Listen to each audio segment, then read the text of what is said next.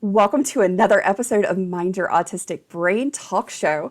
I have with me today the phenomenal Ms. Danielle Sullivan, who is the founder and creator of Neurodiverging. She has Neurodiverging Podcast. She is an emotional intelligence coach, and she strategically talks about how to build emotional intelligence and all kinds of amazing things within our neurodivergent families. Hi, I'm Carol Jean Whittington, and you're about to experience the new way to thrive in life and relationships as a late identified autistic by unveiling who you are, what you love, creating balance, and being the leader and creator of your best life. Get ready, because this is where we go against the mainstream. We say no to outdated society norms, and we say yes to who we are in order to create a joy-filled, balanced, and more neurodistinct world. Ubuntu. Welcome to Mind Your Autistic Brain. This is huge. Welcome, Danielle. Thanks so much for having me, Carol Jean. I'm so excited to be here. I am excited to have you here because this has been in the works since we sort of started working in the our new Autastic community together. And Diane J. Wright is our wonderful leader in all of that. And Danielle is another one of the advocates that is part of this wonderful, thriving community called Autastic Community. And we would love for you to come join us. And I'm sharing a special thing that Danielle is offering, because one of the wonderful things about the Autastic site is that we have different advocates who are offering courses. And Danielle has a course on there called What's This Feeling? Danielle, tell us a little bit about What's This Feeling? Yes. So I just want to chime in and say you should definitely come join us over there. The community has been so fantastic. It's just such an amazing space. So I have a course on there called What's This Feeling? And it is an emotional intelligence course for mixed neurotype families. So if you are in a family where some folks are neurodivergent and some folks are neurotypical, and you want to learn more about emotional intelligence, and I'll talk more about that in a second. This is a great intro course. It's just the basics. So emotional intelligence is the kind of fancy term for what are you feeling? If you have feelings in your body or in your brain, can we name that? Do we know what feeling it is? And then the second part of emotional intelligence is, having named the feeling, can you moderate it? Can you kind of what is your reaction to the feeling, I guess? Can you control your reaction to it? And that's a good one. There's two pieces of emotional intelligence, right? Because you can feel angry, but then how you use that anger is the second piece, right? Or you can feel excited, and how you use that excitement is the second piece. And this is tricky for everybody, regardless of neurotype, but especially for neurodivergent folks, especially autistic ADHD folks. And it can be hard for us to teach our children those skills too. And those are skills that we need growing up in the world, is being able to read other people's emotions, being able to understand what we feel and why, and what triggered that, and what to do about it. So that's what the course is all about. And it's had a great reception so far. And I'm really excited. It's been, helping people and getting it out there. Oh, I love it. And I love how you talk about it, and I love how you share it, because you break everything down, because I was really fortunate to get a sneak peek into your course. And I was super excited because everything is really tangible. It's really, as an autistic ADHDer, it was like everything was laid out to where it all made sense. And it was like, I just kept getting these big ahas. I mean, even with all the stuff I've been through, one of the things I think can be a big challenge in our community for those of us who have a neurodistinct neurotype, it's like, well, I'm pretty sure I know what this feeling is, because if it's not like really big, like if it's not like a really strong emotion, sometimes it's harder to identify. And then sometimes you also get into that there's two feelings that you're experiencing in your body that are really similar. Like my excitement and my frustration or anger or fear might all feel the same in my body. So then I kind of take those second steps to get to the identification and labeling based on the context and situation for that. And I love how you just sort of really give a good flow and sort of actionable tools to break it all down. Yeah, the course is really designed to be, like you say, actionable. It does give some information, but it's not meant to be like an information overload course. It's meant to be something that you can sit down as an adult and then have get through these activities yourself, and then take those activities to your kids. So it's meant to be something that is not accessible to a 5-year-old in the sense of the reading, but it's something that you as a grown person can take these tools and give them to a young child and work on them with a young child, and still have that child see success in learning what their feelings are, and how to handle them kind of appropriately.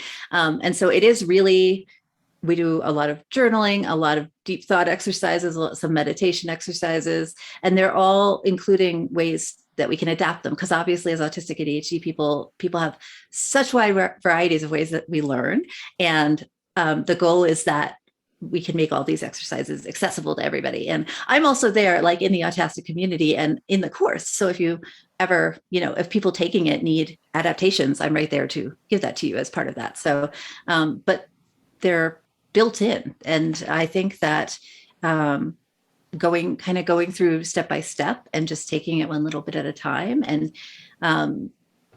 we build in all these common issues that ADHDers and autistics tend to have. So sorry, my cat is being sneaky. Oh yeah. So if you got a cat, you gotta let me see it. He'll come. I'm sure he'll come over in a second. Yes. So that's all built into the course, and it's all like, he says no. Oh. It's all in there. So it's really meant to be specifically for neurodivergent folks. Yep. Neurotypical folks can definitely get something out of it, but it's meant for us. So. And I love that, because it really helped, because I was able to look at some of these things in a different way, and apply them to my teenage sons. Because yes, you still, that's one of the things. It's not just for young children. It's also, boy, it hit the sweet spot with my 16 and 18-year-old right here. Not kidding. Yeah, because you're still in that area where, gosh, I remember as a teenager, it was just like, you have these emotions that get really big, really big, fast, mm-hmm. And you're like, what do I don't even know what to do with this. And, as an autistic ADHD, or not knowing that at the time, mm-hmm. as a teenager, it can be a little overwhelming sometimes, and a little scary, because you're like, I don't know what to do with this. And you feel a little out of control sometimes. And absolutely. So I love that I had these tools to help my autistic and ADHD teenagers have some framework to help them with their emotions and better understand the expression of them, because that's the big one. It's like, sometimes we can feel them, but it's like, how appropriately or how intentional are we with how we're expressing them? Exactly. Because, emotions are normal, everyday things, and it's healthy to have all kinds of emotions, whether they're kind of labeled as positive or negative or neutral emotions. Because we do like to label things as like, that's a bad feeling. There are no bad feelings. Feel any way you want. But it is true that there are times that it is perfectly reasonable to express a huge emotion, and some places and times that it's maybe not as good of an idea. And so that second piece of how you handle your emotions is just a really big one. And I also think, very challenging for many, many autistic ADHDers, because we do have more trouble, like research-based, evidence-based science says we tend to have more trouble regulating our emotions. We tend to have more trouble noticing our emotions. And that's not a fault within us, but that is something we can work on. And it is like you say, a lifelong skill. I've been working on it for many, many, many, many years at this point, and it's still something I'm working on. It's still something I'm interacting with when I teach my children, and that's, the normal state. So, but this is a good starting point and a good way to get back to basics on how you can get into some of that. It really is. And what I love is that you have so many wonderful things that you offer for neurodivergent families, because you've got the Neurodiverging Podcast, and you have oh my gosh, your guests and just the conversations you have are so good. I just love them.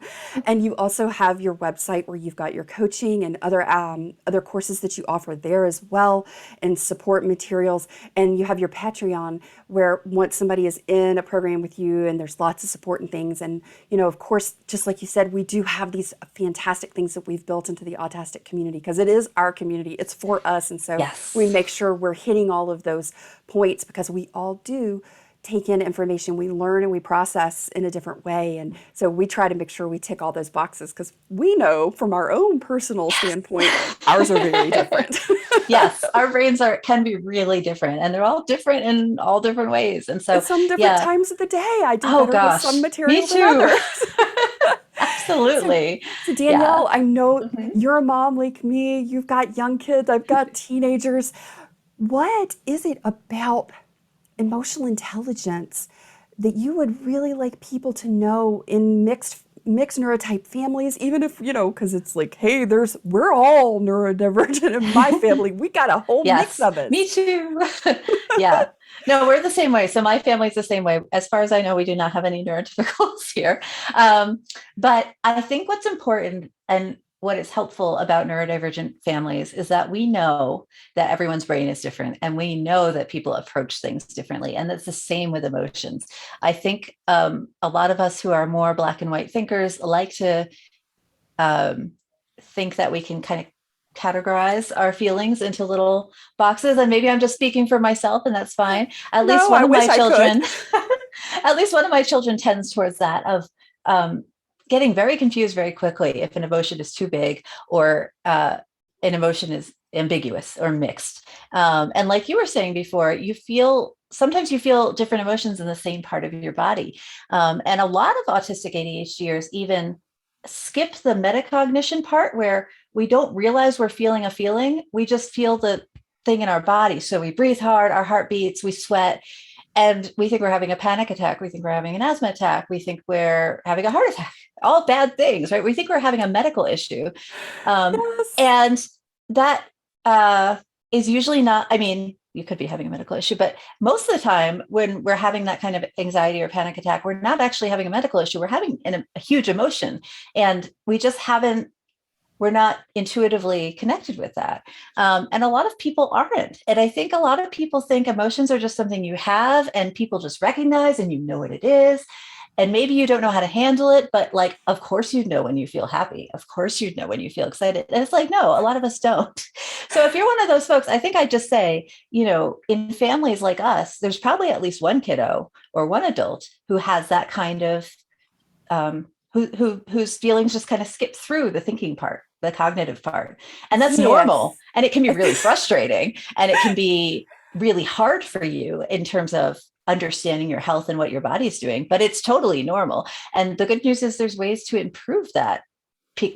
Help your brain to pick up on those feelings when they happen. And so I think that's one thing I would point out for mixed neurotype families is if you have a kid who complains of stomach aches, if you have a kid who panics easily, or just somebody who goes from 0 to 60 real fast, there's probably some other numbers in there, and they're just getting stuck in this part. They're like, you're getting from 0 over here to 60 over here, and the part where it's ramping up just gets missed. And so training some of that can be so helpful. And there's some really easy ways to sort of start that process. And it doesn't have to be this overwhelming, like scary, like I'll never understand what I'm feeling kind of thing. Like you can, even if you have alexithymia or other sorts of conditions associated, there are still things you can do to improve emotional awareness in your body. And so that 100% will help you for your whole future and your kids for your whole future. It's something that you live with for your whole life, hopefully, is, your feelings. So it's worth the investment, whether you do it through me or anywhere else. There's so many good books and things too.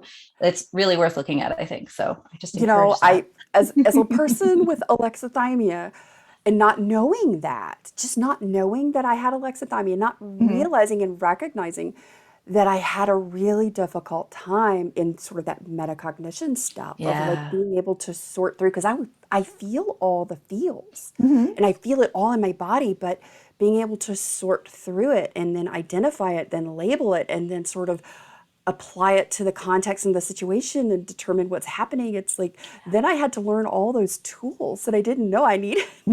Like for me, I had to, even though I'm a slow auditory processor, sometimes I'm an auditory processor for problem solving. So I have to talk it out to work it out. Yep.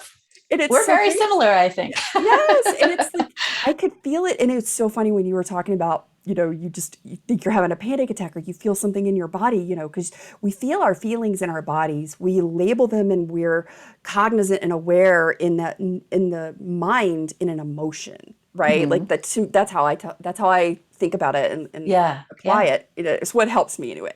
And so knowing that when I feel a feeling in my body and start to sort of be able to figure out what that is, I would think I was having an anxiety attack, or I was panicking or stressing over an event that I was going to go to. And it turns out I was just excited and happy. Yeah. Isn't that crazy? Like That's it's just like, because I explained the best I could, because sometimes you don't have the words, or you say, like, my heart's really racing, or I can't breathe, or I'm like really feeling like really way up here, and you explain that to somebody else, and because you got to remember, other people have their own perceptions and experiences of what an emotion feels like for them, because it doesn't always feel the it's same for really everybody. individual. Mm-hmm. And so somebody says, "Oh, it sounds like you're having an anxiety attack, or you're panicking." So somewhere early on, somebody said that. And I thought, from then on, for years, every time I really was getting excited about something in an event I was going to, I wasn't having an anxiety panic attack. I was excited and happy. Yeah. No, that's a great example, because emotional intelligence is unique. It's you, and nobody's going to have it the same. And that's what can make it really challenging to teach to your kids.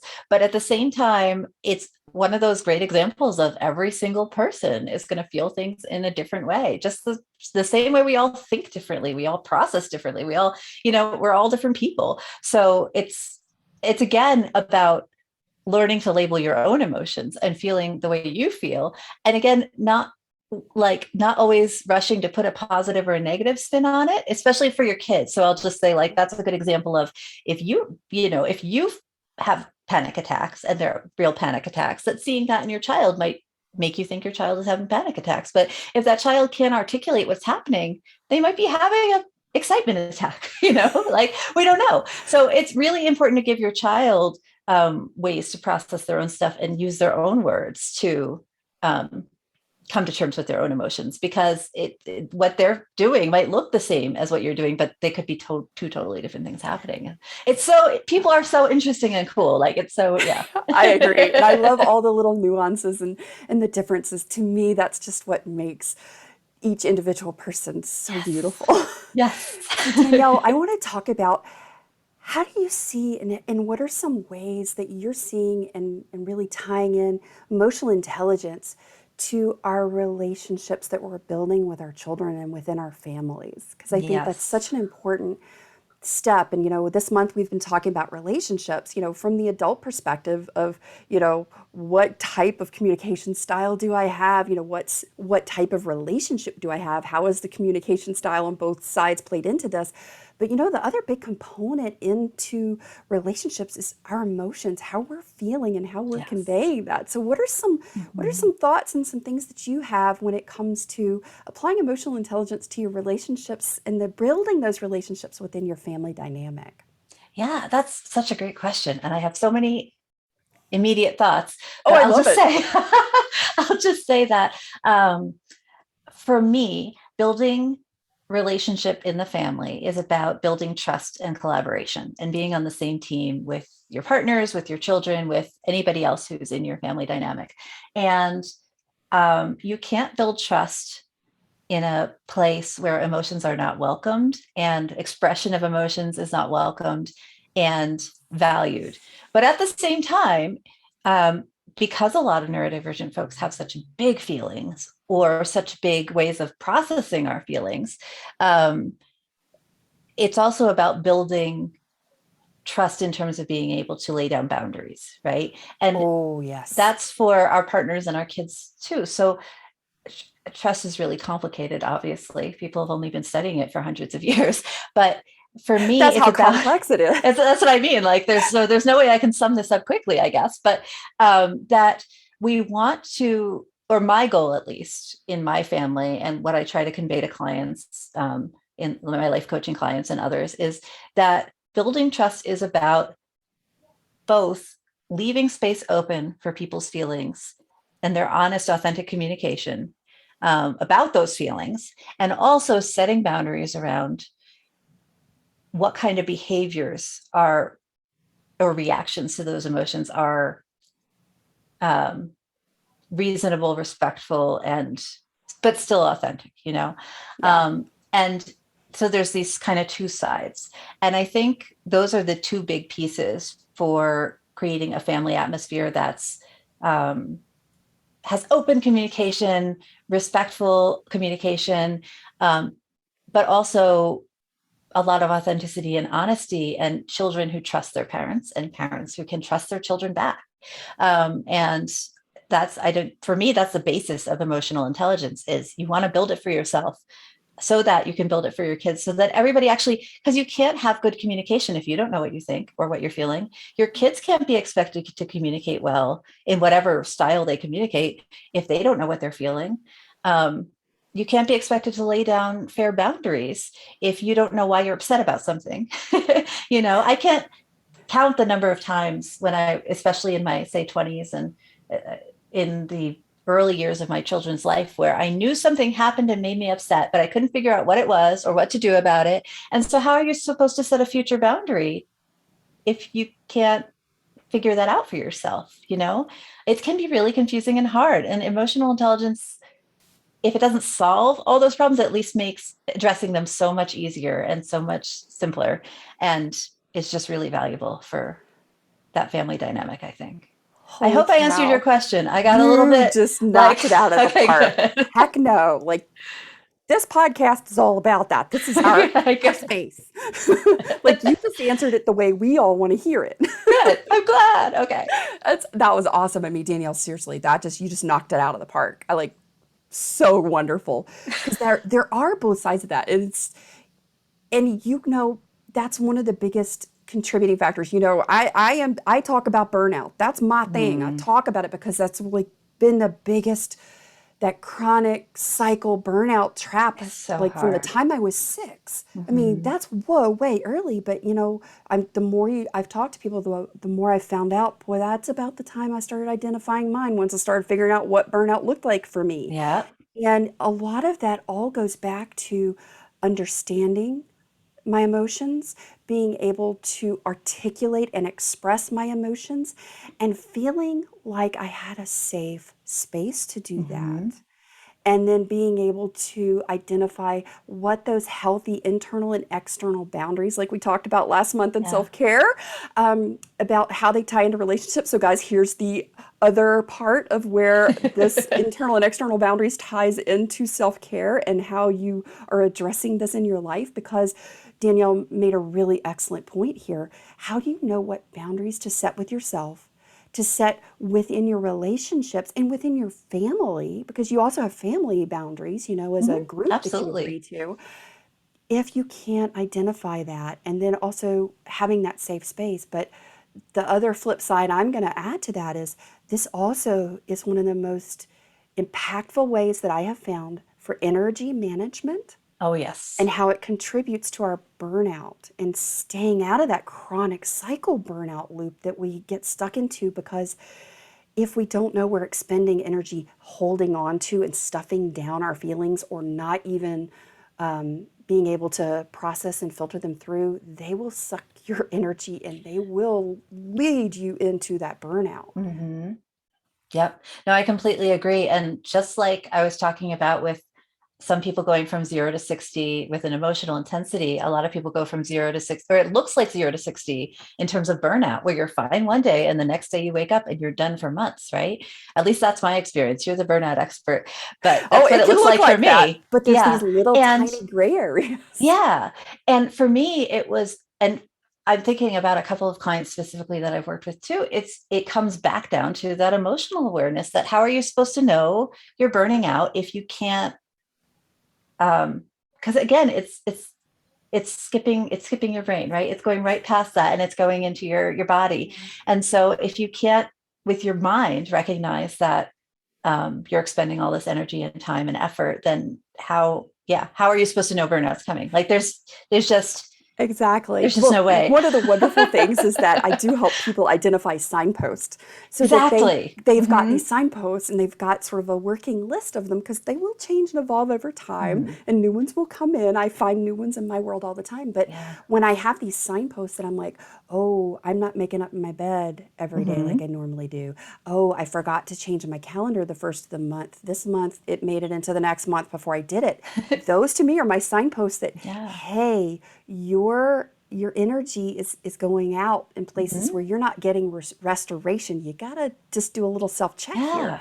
Yeah. And Yeah. one of those things is my emotional intelligence, because when it's bypassing my brain and it's just all in your body, you, as a late identified autistic, one of the things that you really have to, that really helps to start unpacking in burnout and in relationships and building all of these things that have been like, woo, all over the place for our whole life till we find out we're autistic and then all of a sudden everything starts to come together. Ah. And I was like, oh, one of those things is when you have felt this chronic and constant stress of holding your emotions in your body, you don't know what it feels like to be relaxed, to let those out, to be fully like not tense in some way, like holding that Hmm. in. And contrast creates clarity. And so one of the really beautiful ways that has been a huge impact in my life was when I started to identify different emotions in my body, where they were, and I learned how to start expressing them. It was like my body was letting them go, and I was able to, like, a little bit, little bit, my shoulders were slowly dropping. And Hmm. my body, I was like finally taking, I'm a singer, and so, breathing, diaphragm breathing, Oh I know yeah, what you got that to get feels down like. there. Hmm. Right. And it was like all of a sudden, it was like I could now take in more air than I ever could before. And it's like Hmm. you don't even realize these little tiny physical differences until you know what the difference is. Because you Exactly. have done it for so long. It's like you've held it in and it's like you go from 0 to 60, but really there's those little things in between, but you don't Hmm. feel those little things in between because it's a slow build sometimes. Yeah, it is. It is. And I think any kind of like your program, emotional awareness, all these things are any kind of self-development is about breaking habits and routines and s- cycles that are not serving you, right? And we know so much about how low emotional intelligence inhibits um, your life in general. It's linked to higher depression, it's linked to higher anxiety, it's linked to um, all sorts of like higher risks of higher family issues, higher risks of dementia when you're older, all sorts of things, which is really unfortunate. But we have a lot of control over addressing that now, and addressing that for your kids now and your teens and your young adults and all the way up. And anyone can learn emotional intelligence at any time, just like you can increase self-awareness of those signposts, right? And so Right. we have a lot of control over improving the outcomes of our lives. Oh, And see, that just gave it's, me yeah. tingles. That just gave me tingles because that is the piece of information that if you take nothing else away from the conversation that you're sharing with Danielle and I today, you have authority, control, and you have the ability. We have neuroplasticity. This Yes. is absolutely doable.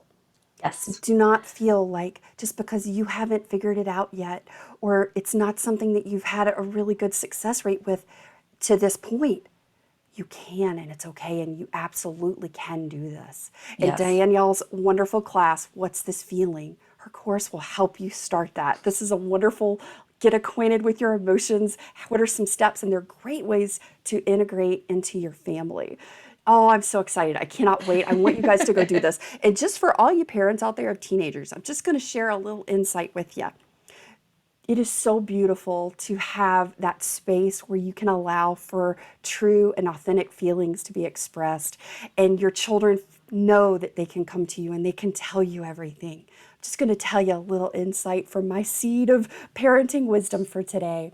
I love my boys, and I've been really intentional with making sure I set up a relationship in a space where they knew that they can tell me anything. I've told them, I was like, look, even if you mess up big time, like you're in serious trouble kind of big time, like somebody from the police is going to knock on my door or call my Hmm. house because you did something you know you shouldn't have done and you got caught, it's okay. you can tell me. And I might be upset, but I'm not going to love you any less. I'm still going to help you in any way that I can. It's okay. Whatever it is not anything that is life, it's not going to end our relationship. And they know that. Well, that is a beautiful thing. The other side is they tell me everything. There's no filter. There's stuff I can't unhear now. And I'm okay with that. But then there's the other side of it that I'm like, what do I do with this now that they've told me? And you know what it is? It's truly, I'm so honored that they trusted me to tell me that it's okay, and whatever I got to do to process or like tuck the fact that happened or I heard that and I really didn't want to, that's okay too. So for all you parents out there, if you've got your kids that they just tell you anything and everything, that's an amazing thing. That's an amazing thing. It means you're doing something where they feel comfortable. And then on the flip side of that, sometimes your parents' heart is just like, did you really just tell me that? Oh my Lord. And it's okay too. We have those times where we can go talk to our partners and kind of work that out on our own side. Yeah, we have our own, you have hopefully your partners, your therapists, your friends, your life coach. Yeah, we're here for that. Yeah, get it out of your head. Absolutely. So Danielle, where can everybody find you? Like, where do you want them to go check you out? Where do you want them to go find you? So the best place to go find me is on my website, which is neurodiverging.com. That has all my podcast stuff, all my life coaching stuff, all the links to everything. And also I'm on the Autastic community. So you should come find me there. I'm hit and miss with social, I'll be honest, but I'm always on there. I'm always on my email as well, which is neurodiverging.podcast@gmail.com. So that's a great way to get in touch with me directly. And I answer everybody who emails me. So you'll always catch me there. So that is fantastic. Danielle Sullivan, thank you so much for being here. Thank you for sharing all of your insights and your wonderful perspective on emotional intelligence in neurodivergent families. I am thrilled to be a part of the Autastic community as one of the content advocate creators there with you. And guys, make sure you go find her. Make sure you come join us in the Autastic community site, and be sure to take a moment today, look around, and be thankful and grateful for all the wonderful things in your life, especially those relationships. See you next week. If you are someone who likes to help people and share what has made a difference in your life, please share this talk show with a friend and on your social media accounts so that you can be the blessing in another late identified autistic's life. Be sure to tag me at Social Autie so I can personally say thank you. And to help keep the talk show ad-free, please consider becoming a one-time or recurring supporter through either Buy Me a Coffee or the Anchor podcast links in the show notes below. I truly appreciate your support. Thank you for being a listener, and thank you for adding your voice to our story.